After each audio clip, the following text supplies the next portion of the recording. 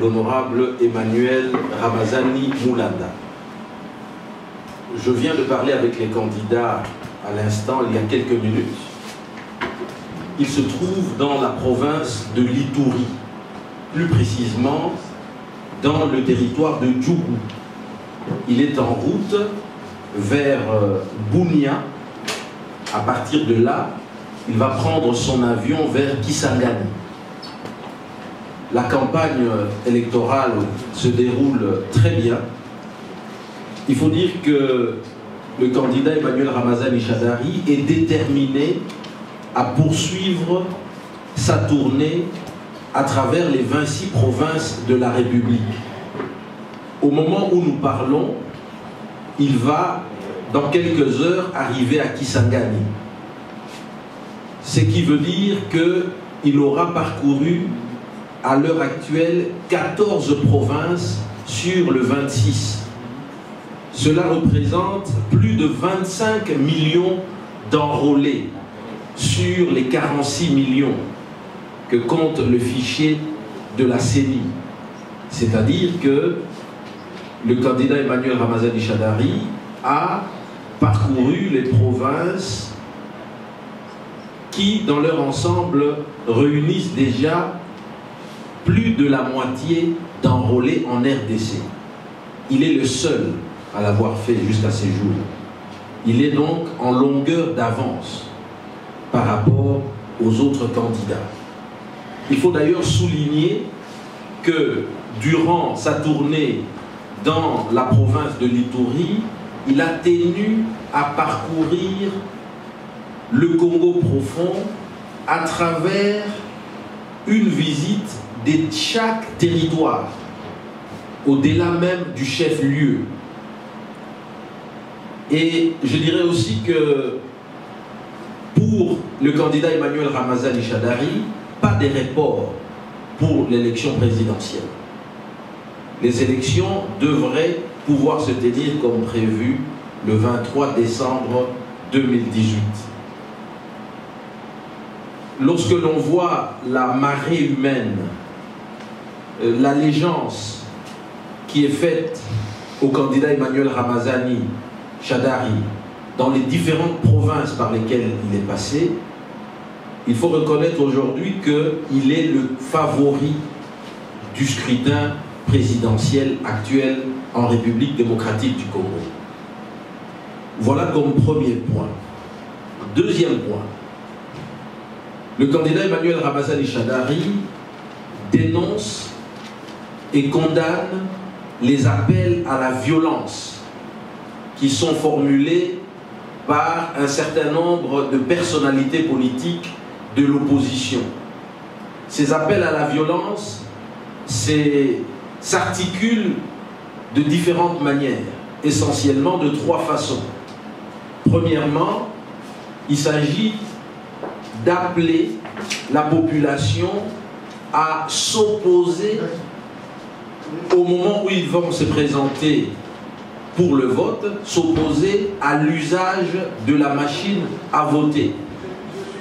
Ceci est susceptible d'entraîner les chaos dans les bureaux de vote, d'occasionner de troubles à l'ordre public et d'entraîner de la violence. Ceci est inacceptable dans un état de droit. Deuxième aspect, c'est aussi lorsque ces personnalités insistent sur le recours à l'article 64 de la Constitution. Cette disposition de la Constitution qui est mal comprise, qui est instrumentalisée et détournée de sa finalité. Troisième point, c'est aussi lorsque ces personnalités demandent à la population congolaise de se prendre en charge.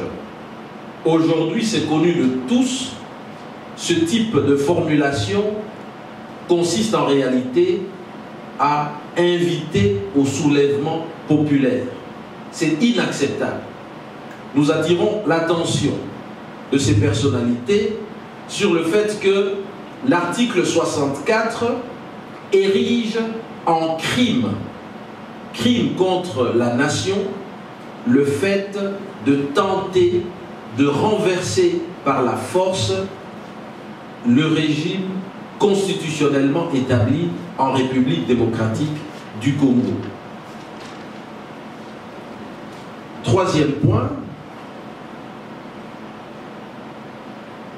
nous tenons à rappeler que la loi électorale en vigueur en République démocratique du Congo prévoit deux modes possibles de scrutin dans la République.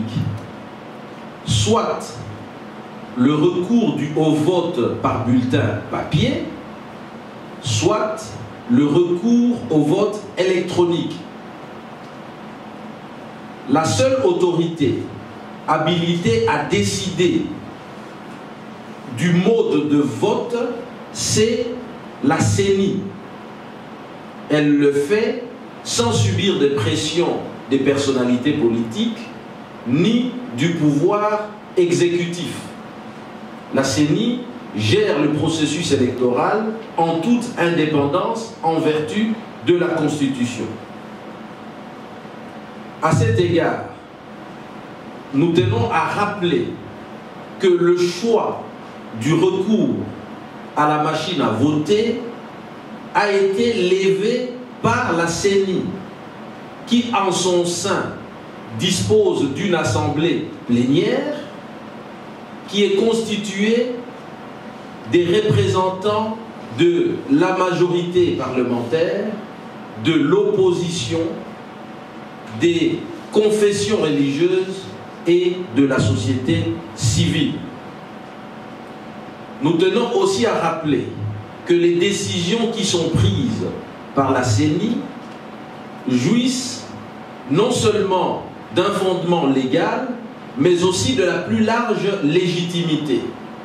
Parce que d'une part, la CENI est l'émanation des élus du peuple. Les personnalités, les animateurs de la CENI qui prennent les décisions en toute indépendance ont été investis dans leurs fonctions par l'Assemblée nationale. Il faut aussi rappeler que le fonctionnement de la CENI, que ce soit le déroulement de tout le processus démocratique, les opérations électorales, y compris le financement, se fait sous le contrôle politique de l'Assemblée nationale qui peut à tout moment interpeller, le cas échéant, la CENI si jamais un dysfonctionnement était constaté. Il faut rappeler qu'à cet égard, il n'en a pas été question parce que précisément le Parlement, l'Assemblée nationale, les élus du peuple n'ont pas trouvé à redire sur le travail de la CENI. Quatrième point. L'honorable Emmanuel Ramazani Shadari déplore, il est consterné et condamne avec la plus grande énergie l'incendie du bâtiment abritant du matériel électoral de la CENI à Kinshasa. Il s'agit d'un crime. Bien au-delà de cela, il s'agit d'un attentat terroriste qui est puni par la législation pénale congolaise, mais aussi par le droit international. Il appartient à la justice de diligenter les enquêtes pour identifier les auteurs matériels, mais aussi leurs commanditaires, y compris lorsqu'il s'agirait, le cas échéant, des personnalités politiques. Elles devraient être traduites en justice et subir la peine d'emprisonnement prévue par la loi, dans toute sa rigueur. Il est la question d'un volet important du programme du candidat Emmanuel Ramazani Shadari, le renforcement de l'autorité de l'État, le rétablissement d'un appareil judiciaire qui frappe pour donner l'exemple, pour dissuader. Cinquième point. Le candidat Emmanuel Ramazani Shadari appelle l'ensemble de la population congolaise répartie sur les 26 provinces de la République à ne pas céder aux appels à la violence émanant essentiellement d'un certain nombre de personnalités de l'opposition. Il invite la population congolaise de coopérer avec les services de police pour protéger le matériel de la CENI et sauvegarder les acquis de la démocratie. La population congolaise est invitée, comme elle l'a souhaité elle-même, en s'enrôlant massivement, plus de 46 millions d'enrôlés. La population doit ainsi avoir la possibilité d'exercer la souveraineté en élisant son prochain président de la République. En ce qui concerne le candidat Emmanuel Ramazani Shadari, il vient ainsi solliciter le suffrage de l'ensemble du peuple congolais pour devenir le 5e président de la République démocratique du Congo, après Joseph Kasavubu, Joseph Mobutu Sese Seko, Mouzé Laurent Désiré Kabila et Joseph Kabila Kabange. Dernier point.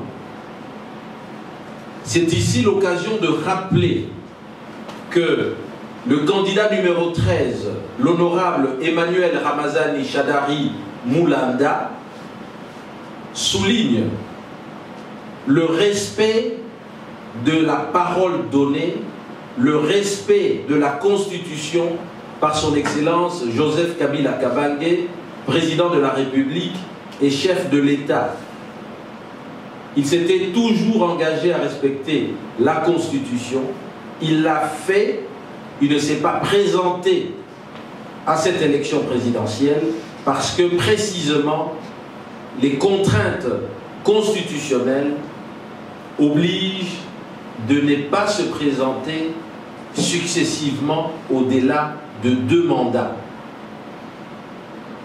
C'est donc l'occasion de noter que son Excellence Joseph Kabila Kabange est désormais, par cet acte historique, inscrit en lettres d'or dans les annales de la démocratie congolaise. Il faut aussi souligner enfin que tout en ayant Joseph Kabila Kabange comme sa source d'inspiration, le candidat numéro 13, Emmanuel Ramazani Shadari, n'est pas le président Joseph Kabila Kabange. À cet égard, toutes les critiques qui s'adressent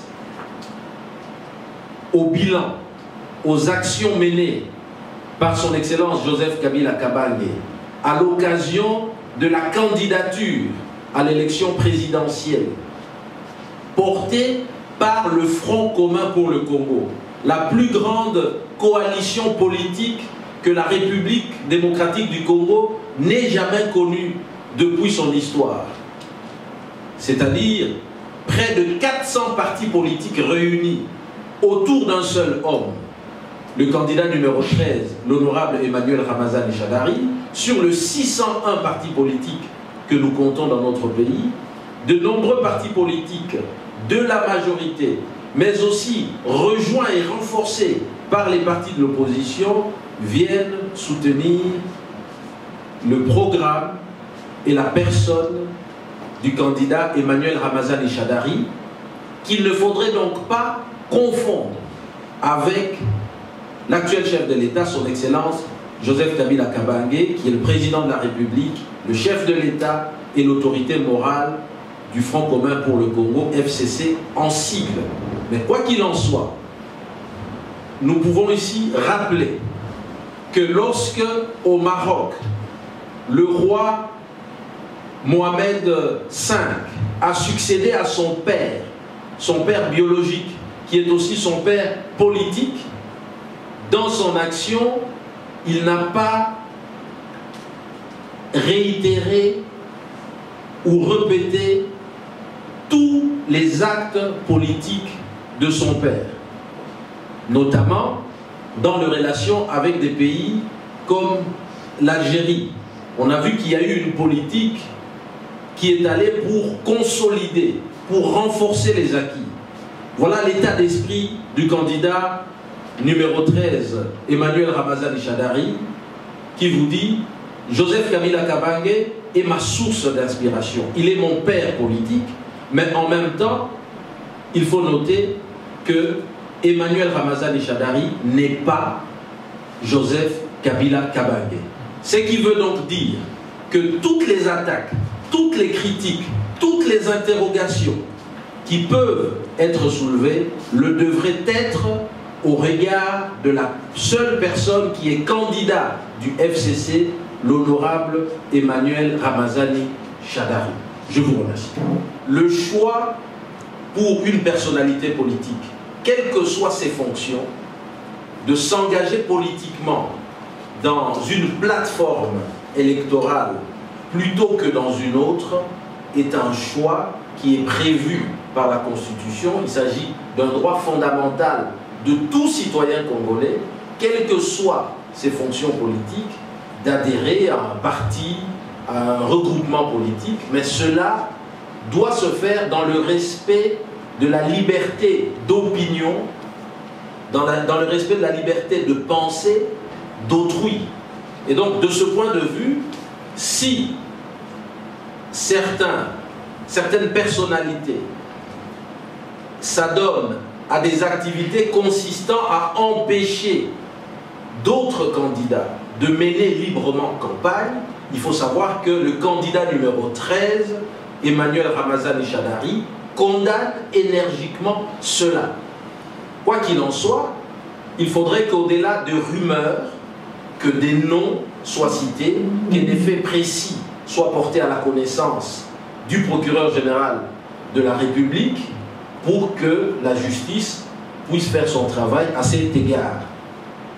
En ce qui concerne la question de l'incendie, nous rappelons que incendier un bâtiment qui abrite du matériel électoral à moins de 15 jours du vote, sachant que 46 millions de Congolais se sont enrôlés pour aller à ces élections, eh bien c'est un manque de respect criant pour la démocratie, c'est un mépris pour le peuple congolais, et cela est condamnable, c'est inacceptable.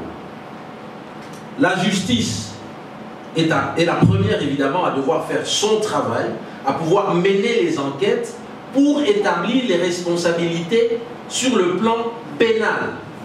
Mais au-delà de cela, il faut savoir que la responsabilité politique de certains acteurs de ce pays qui auraient été en complicité, le cas échéant, de ces actes criminels, de ce terrorisme, de cet attentat terroriste, doit aussi pouvoir être établi. Et cela peut l'être notamment par l'Assemblée nationale qui peut ouvrir même une enquête parlementaire pour pouvoir déterminer les responsabilités. En attendant, il appartient à tout homme d'État de pouvoir tirer en tout cas une sonnette d'alarme et exprimer ses inquiétudes face aux attitudes de tel ou tel homme politique qui, par ses déclarations, par ses prises de position, aurait, si pas commandité, en tout cas incité à ce type d'acte de barbarie. Eh bien, il faut rappeler que Emmanuel Ramazani Shadari a un parcours qui est totalement distinct de celui de son Excellence Joseph Kabila Kabange. Il a été gouverneur de province au Maniema, il a évolué au sein de la société civile, qu'il a représenté à la conférence nationale à l'époque de Mobutu.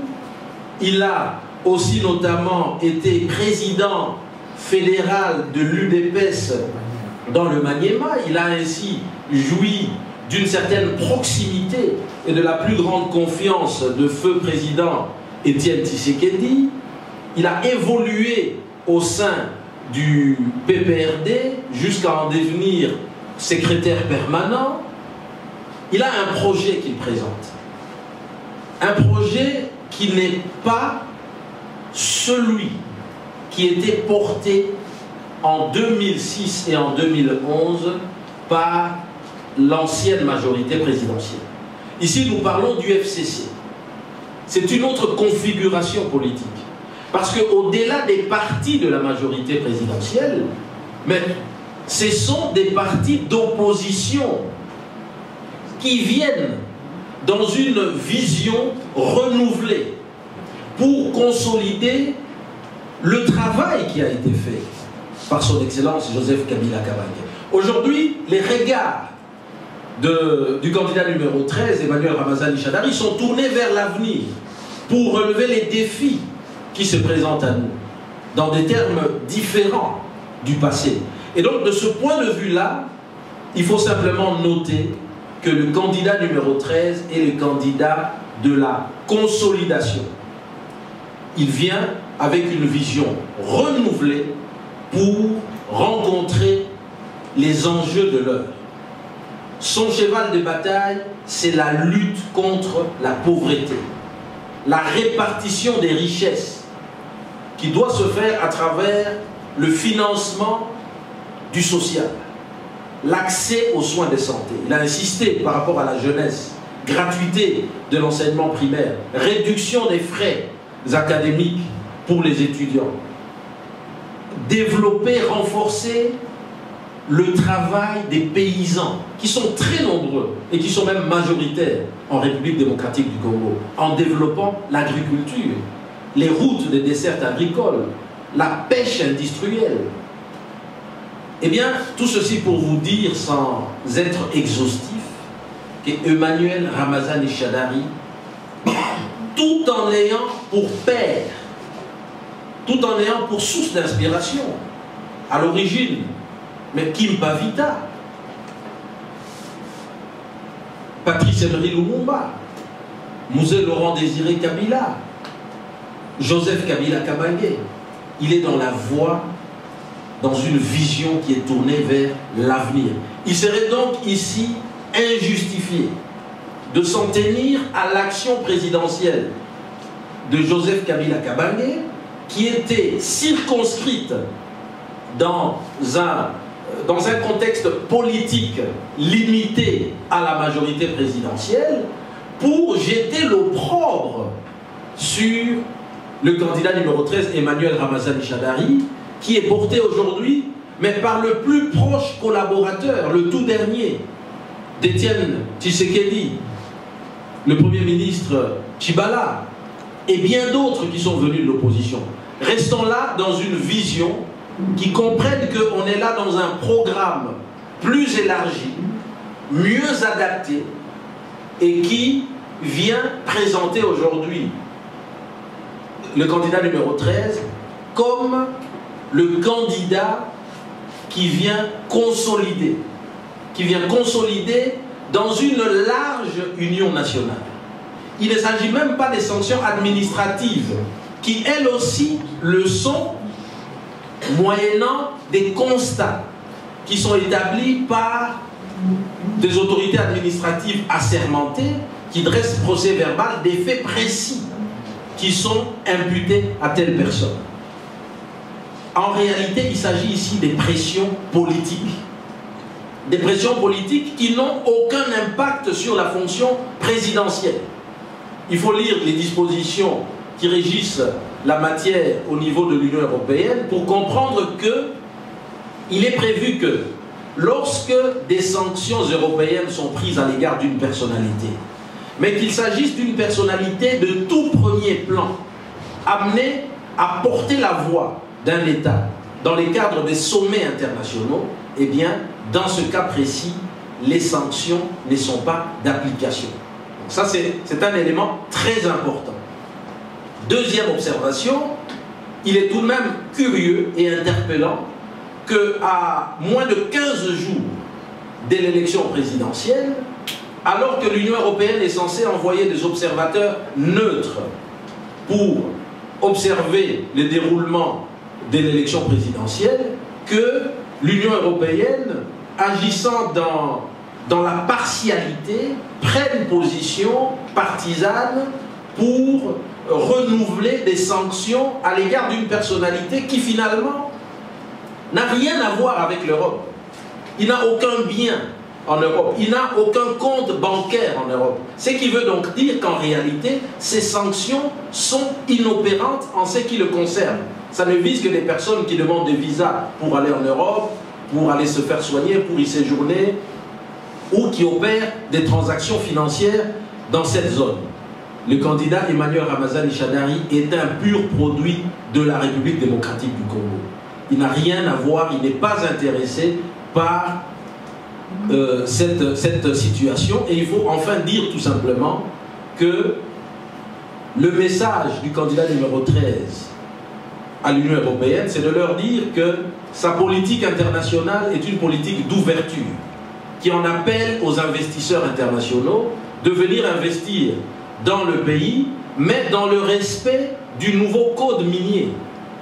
Ils doivent comprendre que les ressources naturelles du pays, que les minerais du pays appartiennent d'abord, avant tout aux Congolais, qu'ils sont le premier à devoir en bénéficier, et qu'il ne sera plus jamais question de cette politique à l'ancienne qui consisterait, déjà depuis l'époque du président Mobutu, à vouloir donner la grosse part du gâteau, plus de 80% à l'Occident, qui se développe avec de l'argent qui provient du Congo, tandis que le Congolais continue éternellement à s'appauvrir. Eh bien, avec le candidat Emmanuel Ramazani Shadary, il n'en sera plus jamais question. C'est le véritable enjeu de ces sanctions européennes. Vous comprendrez pourquoi la plupart des candidats de l'opposition traînent généralement en Europe, tissent leurs accords politiques en Occident, en des concerts avec les intérêts économiques qui nuisent à l'intérêt de la population congolaise, et à cela, le candidat numéro 13, Emmanuel Ramazani Shadary, dit non. Le Congo d'abord.